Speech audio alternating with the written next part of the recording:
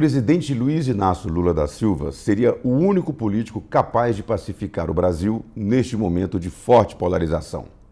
A afirmação não é de um petista ou mesmo de um simpatizante do PT ou do presidente. Quem diz isso é o ex-governador de São Paulo, João Dória. João, em apenas 4 anos, você que nunca tinha disputado um cargo político no Brasil, você foi eleito prefeito de São Paulo e depois governador do estado de São Paulo. A prefeitura tem o 3º maior orçamento do país. O governo de São Paulo, o 2º, só perdendo para a União.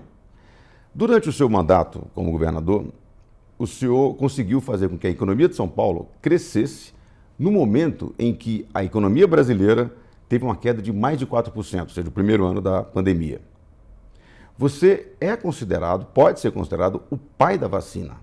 Afinal, negociou um acordo através do Instituto Butantan no primeiro mês da Covid, com os chineses. E aí eu te pergunto, agora você saiu da política. O que deu errado? Bem, Cristiano Romero, primeiro, muito obrigado pela oportunidade, obrigado ao Brasil Journal também pelo convite e feliz de estar aqui na estreia, na sua estreia no Brasil Journal ou na TV Brasil Journal.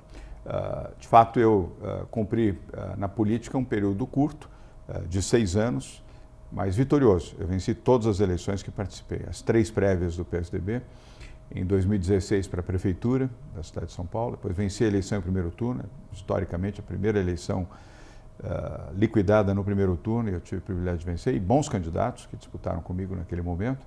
E, venci as prévias do PSDB em 2018 para o governo do Estado, venci as eleições para o governo do Estado em 2018, uma eleição também com competidores muito fortes, e depois venci as prévias do PSDB para a presidência da República e não levei a candidatura adiante por circunstâncias do PSDB.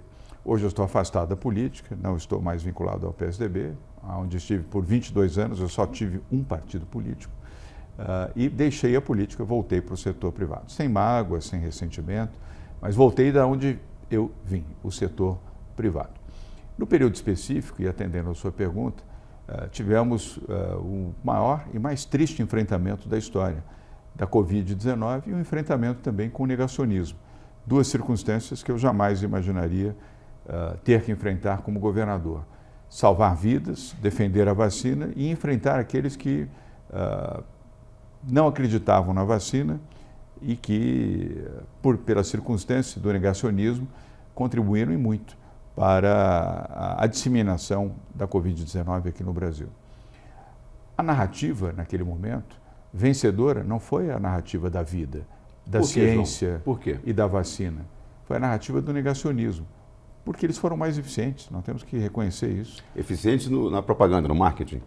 Na propaganda, na comunicação, do negacionismo, daqueles que acreditavam que era uma gripezinha, que era um resfriadozinho, e não era, nem resfriado, nem gripe.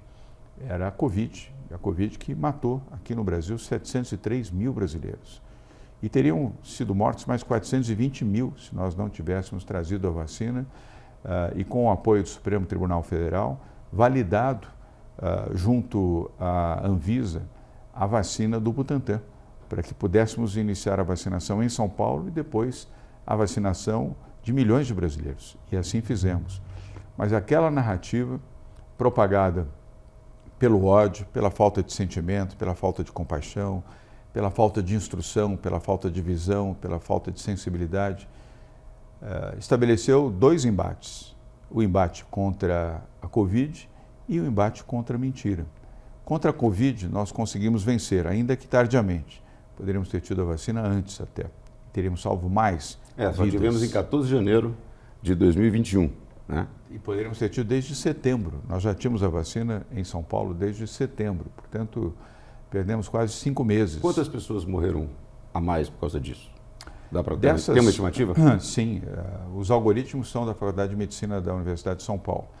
Dessas 703 mil que, infelizmente, perderam suas vidas, metade estariam vivas se tivéssemos iniciado a vacinação logo ao final de setembro ou início de outubro. Estariam vivas. O senhor se arrepende de ter apoiado e de ter sido apoiado pelo Bolsonaro no segundo turno da eleição de 2018 para o governo de São Paulo? A resposta é sim, e serenamente sim. O direito ao arrependimento é prova de grandeza e de equilíbrio também. E eu não tenho compromisso com o erro e com os equívocos. Isso foram lições que eu aprendi com meu pai. Sempre que você comete um erro, comete um equívoco, peça desculpas, reconheça. Você nunca será mal avaliado por ter cometido uma falha e reconhecido a sua falha. Sim. Ao contrário, você será bem avaliado. O pior é quando você insiste no erro e mantém posições equivocadas. Foi um equívoco, apenas compartilhado por milhões de outros brasileiros que também acreditaram que aquele seria o melhor caminho. Não foi, infelizmente, para o Brasil. Polarização.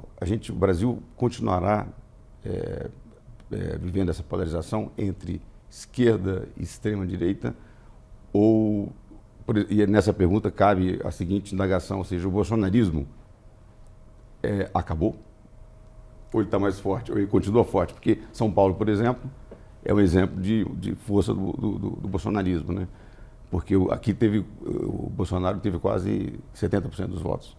Elegeu o governador, enfim, elegeu o governador em Minas, elegeu o governador no Rio. Né? Como é que o senhor vê essa questão da polarização e a gente encerra? Vou responder em duas partes. Começando pela segunda, o bolsonarismo não acabou, ele ainda se manifesta, ele tem vida e é preciso ter compreensão e eu diria até respeito por essa circunstância. E em relação ao primeiro tema, essa divisão e esse confronto, há uma pessoa no Brasil que pode reduzir sensivelmente essa visão de confronto e essa postura divisória entre nós e eles. Quem? Que é o presidente Lula, é o presidente Luiz Inácio Lula da Silva. Com o mandato que tem para cumprir mais 3 anos e 2 meses de governo, ele pode ser o grande agente pacificador do Brasil. Ele tem toda a possibilidade de fazer isso. O que ele pode fazer no sentido de pacificar? Buscar a inspiração de Nelson Mandela e ser uma pessoa que estenda a mão àqueles a quem ele já acusou, já venceu ou manteve embates, para ter um exercício de grandeza, de alguém que quer governar para todos os brasileiros e não apenas para os que o elegeram ou aqueles que fazem parte do seu partido ou da sua linha ideológica. Ele tem toda a possibilidade de fazer isso. E ele tem tempo, experiência, idade, cabelos brancos, para poder fazer esse exercício. Ainda há essa oportunidade. Mas ele não fez ainda? Não, teve alguns pequenos gestos, mas os pequenos gestos podem se transformar em grandes gestos. É preciso reconhecer isso.